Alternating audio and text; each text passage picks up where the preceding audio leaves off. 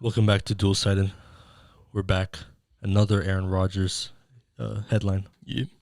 So, obviously, this news continues to, circulate. Rodgers, he came out on Monday night on ESPN on an interview with Kenny Mayne, his final interview, I guess, on ESPN.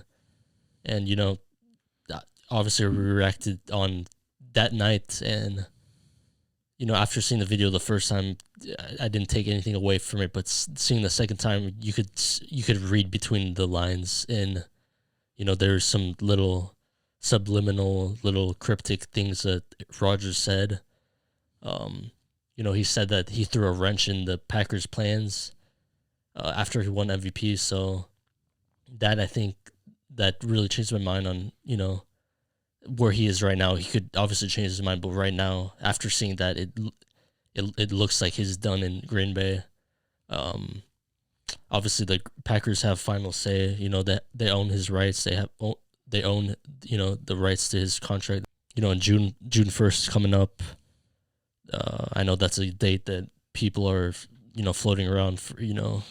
If they trade him, the cap is it wouldn't be as much as against the cap as if they would trade him before, but the the Packers. Right now I just don't see the Packers trading him. I'm gonna continue saying that till I see them lean towards that way. Jordan Love, he just isn't ready right now. If it'd be one thing if he was, getting ready, but last year he was a scouting quarterback. He didn't suit up for any games. So, at this point, there's virtually nothing that they can do to, satisfy Rodgers. But if they try, there's a wide receiver out there floating around in the trade market, and his name is Julio Jones. You know, Perhaps the Packers can trade for him. Would that change Rodgers' mind about wanting out of Green Bay? I mean, I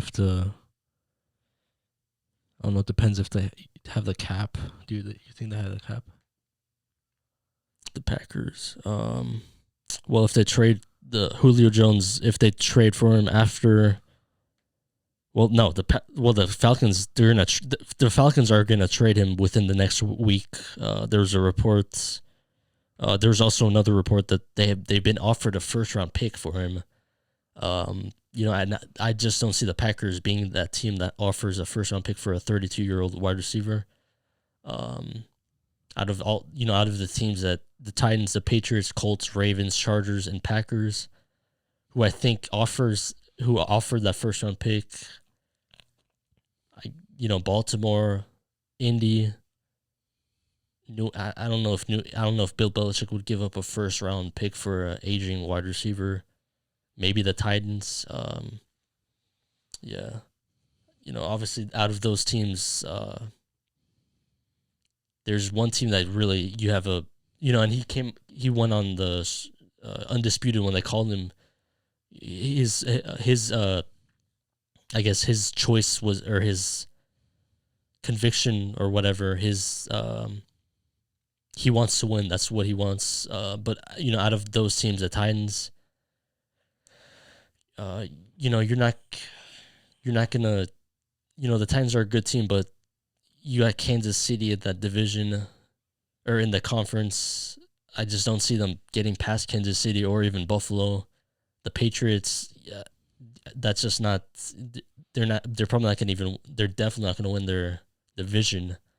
There was a report that he wanted to play with, or he was interested in playing with Cam Newton.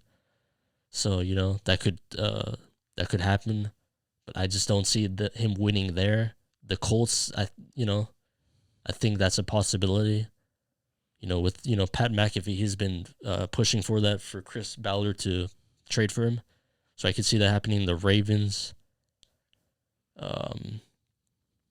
defensively they have what it takes. The Colts have what it takes on defense, and so do the Titans. But offensively, I think the Ravens have a shot. But it's tough to see any of these teams in the AFC beating the Chiefs. And if he wants to win, there's one team that remains on the list, and it's the Packers. So, out of those teams, which one do you think, where would he best have a chance to win at this time? Obviously, you just said that he stated that he wants to win. So the Packers, they made it to the NFC Championship, huh? Yeah, past 2 years for sure. I think out of all those teams, definitely the Packers have the best shot to win. But it's if Rodgers is at quarterback, so you're not going to get any guarantee there. So obviously Julio, he has a history with Matt LaFleur. Going back to their days in Atlanta when LaFleur was, under Kyle Shanahan. So, there's this rift between Rodgers and the Packers. It seems to be growing every day that, there's silence. I know there's people out there that say, oh, it's a good thing that it's quiet. Maybe they're negotiating, but, that interview that he had on ESPN on Monday night, I just, right now, I just don't see, him changing his heart for that. I don't see him bluffing. I don't see him bluffing, but I don't see the Packers bluffing, which is why at the end of all of this, I think, he's going to be back there, whether he likes it or not. Maybe it's not going to go well with him in the future or how he feels about the organization, but, how much years is left in his contract? He has like 3 or 4.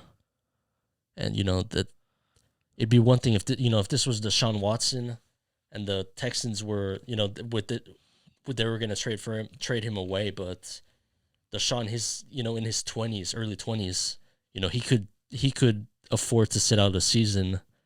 Obviously, that would never be anyone's choice to do that, or, they would never want to do that. But, Rodgers is 37 years old. Any year that he's, off the field, it's just, he's losing the time he has left to play football, unless he turns to Tom Brady, plays in his, maybe in his 50s, but I just don't see that happening. And speaking of that, he had do you see his back and forth with Tom Brady on Twitter? I thought it was a joke, wasn't it? Yeah, Tom Brady, he went wild on him. Just with the golf match later in July, that's going to be interesting to watch them trade jabs. Obviously, the one last year between Peyton and Tom Brady, that was very entertaining. And I believe it's on July.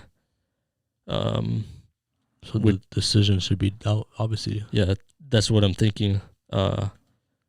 It's July, late July. It's Brady with Phil Mickelson. I believe is his name, Phil Mickelson. Yeah, Phil Mickelson, and then Rodgers is paired with Bryson DeChambeau. It's July 6th, so 2 days after the 4th of July.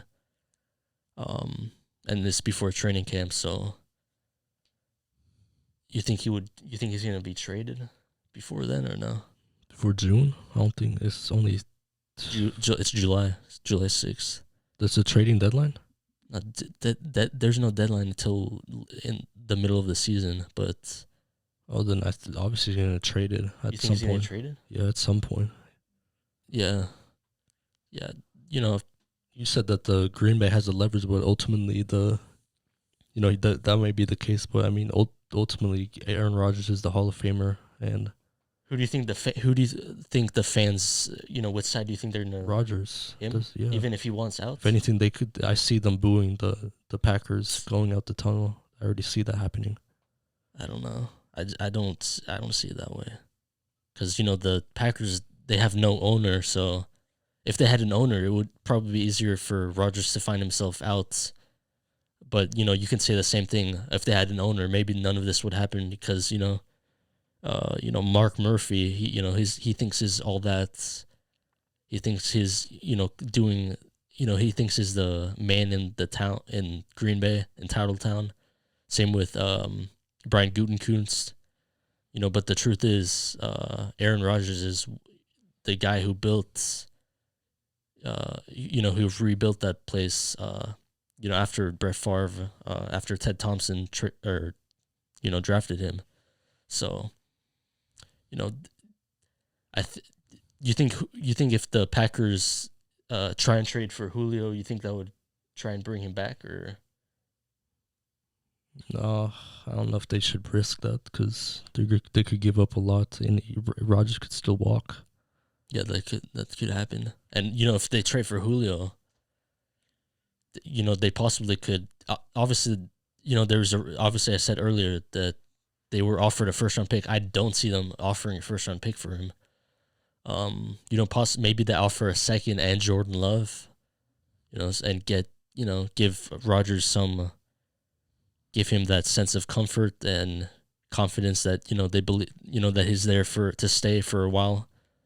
And obviously if Jones went there, that's they're still a Super Bowl contender with or without him. So, I personally don't think that this would change his mind at all because it's never been about the players or the coaches at all. It's been about the front office.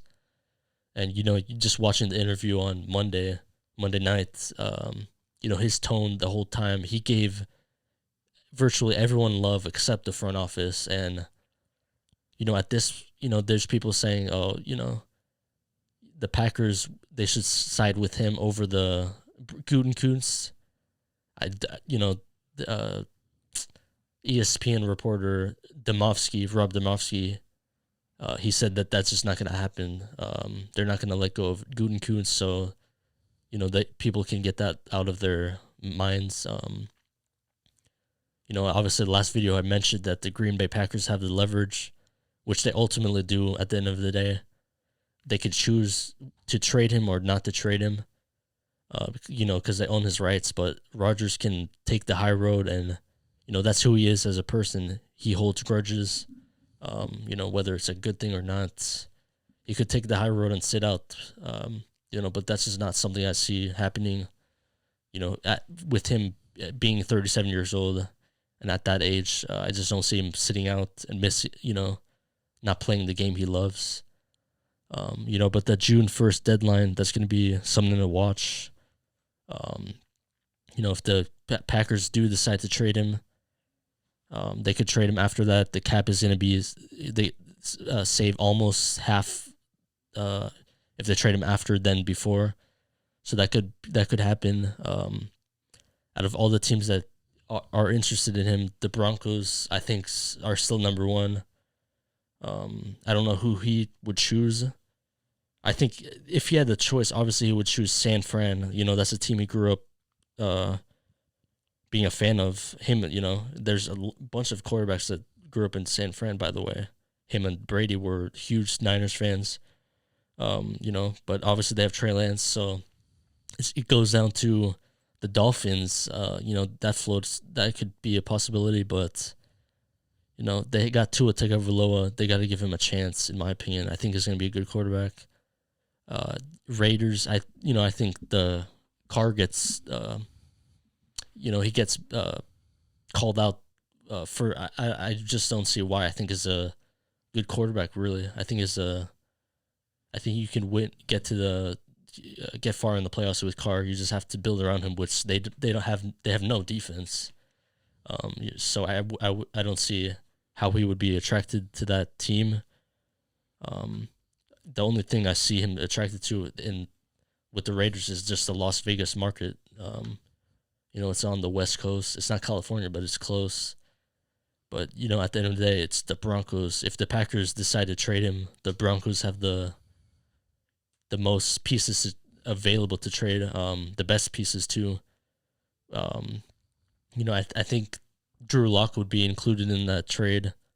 I was reading an article from 2019 when he came out that they were gonna take him in the second round, but that's when we traded up. So maybe they trade for him. And that would be a good fit with him and Matt LaFleur running that West Coast offense. I think that would be good for Locke, and I just want him to succeed. But at the end of the day, if we have a chance to get Aaron Rodgers, you just can't pass on that opportunity, even though it's gonna get he's gonna play for 3 years maybe, or 4, or even more, hopefully.